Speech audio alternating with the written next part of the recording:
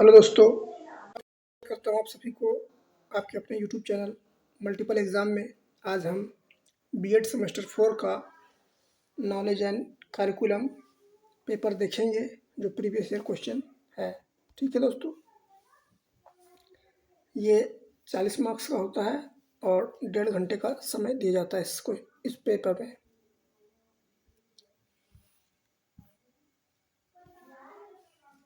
अब हम group A में देखेंगे सभी प्रश्न को जो ऑब्जेक्टिव है। 5 क्वेश्चन होंगे जो 2-2 नंबर के होंगे, टोटल 10 नंबर। ठीक है दोस्तों,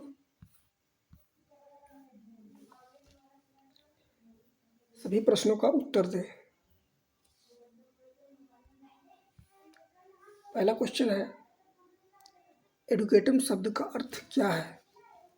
पहला क्वेश्चन है, एडुकेटम शब्द का अर्थ क्या है। ऑप्शन ए में देखिए, शिक्षित करना,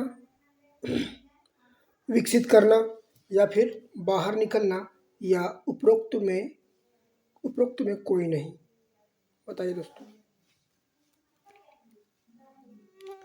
तो एडुकेटम शब्द का अर्थ हो जाएगा बाहर निकलना या फिर पढ़ना। दो शब्द इसका अर्थ होता है, पढ़ना या फिर बाहर निकलना।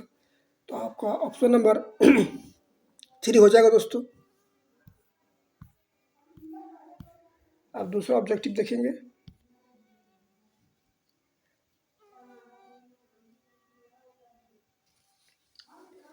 किसने कहा कलाकार। कलाकार मतलब शिक्षक के हाथ में यह पाठ्यक्रम एक साधन है जिसमें वह पदार्थ शिक्षार्थी को अपने आदर्श उद्देश्य के अनुसार अपने स्टूडियो मतलब स्कूल बता रहा है, स्कूल में ढाल सके।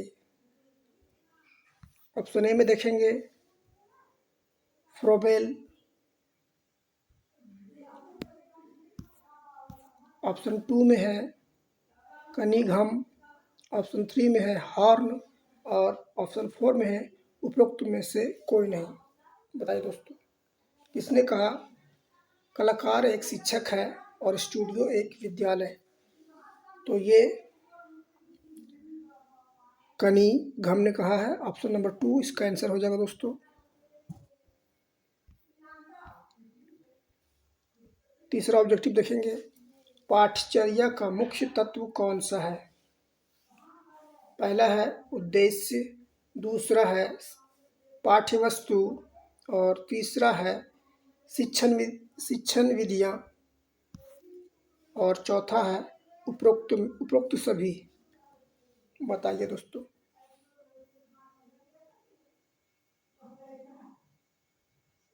पाठचर्या का मुख्य तत्व कौन सा है, उपरोक्त सभी हो जाएंगे। Option number 4। चलिए अब क्वेश्चन नंबर डी देखेंगे।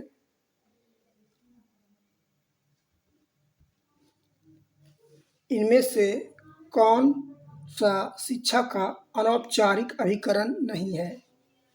परिवार, दूसरा में राज्य, तीसरा में विद्यालय, चौथा में समाज। बताइए दोस्तों।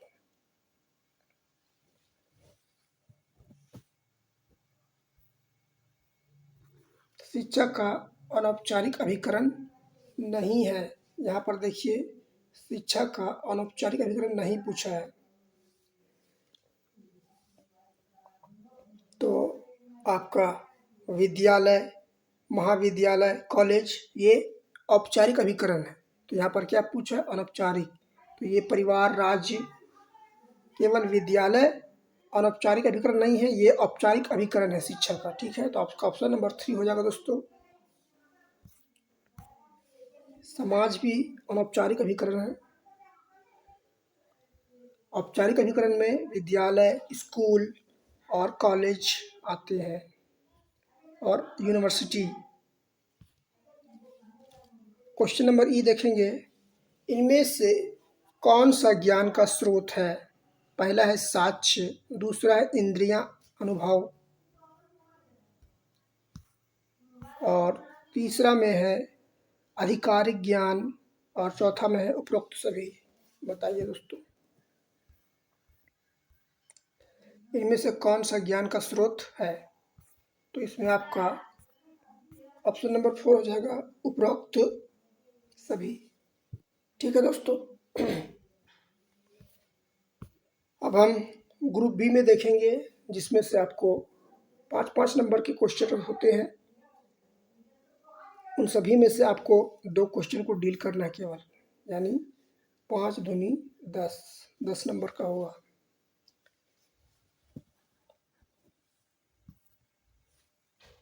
निम्नलिखित में से किन्हीं 2 प्रश्नों का उत्तर दीजिए। पहला, विषय केंद्रित पाठ्यक्रम से आपका क्या आशय है? संक्षिप्त व्याख्या करें। तीसरा क्वेश्चन में है, पाठचर्या विकास में विद्यालय की भूमिका का वर्णन करें। तीसरा में है, एक अच्छी पुस्तकालय के क्या गुण हैं? विद्यालय में इसकी आवश्यकता स्पष्ट कीजिए। चौथा क्वेश्चन। चलिए दोस्तों, अब हम ग्रुप सी में देखेंगे। ग्रुप सी में इसमें आपको 2 क्वेश्चन डील करना होता है, जो 10 नंबर का होगा। 2 क्वेश्चन बनाना है किन्हीं प्रश्नों में। इसमें 3, 4, 5 क्वेश्चन रहेंगे, उसमें से आपको 2 क्वेश्चन डील कर देना है। ठीक है दोस्तों।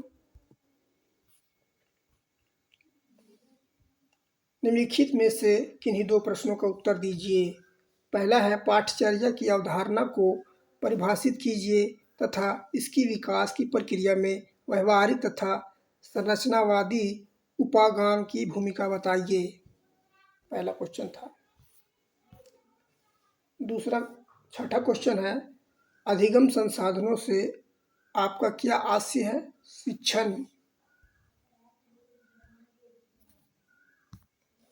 शिक्षण अधिगम सामग्री के चुनाव की रणनीतियों के महत्व को वर्णन कीजिए। फिर से एक बार पढ़ देता हूँ। अधिगम संसाधनों से आपका क्या आशय है? शिक्षण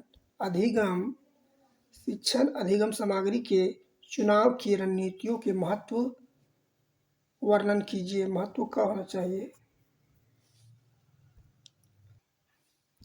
चलिए क्वेश्चन नंबर 7 देखेंगे दोस्तों। एक अच्छी पुस्तक के गुण बताते हुए इसके आवश्यक तत्वों को स्पष्ट कीजिए। एक अच्छी पुस्तक के गुण बताते हुए इसके आवश्यक तत्वों को स्पष्ट कीजिए।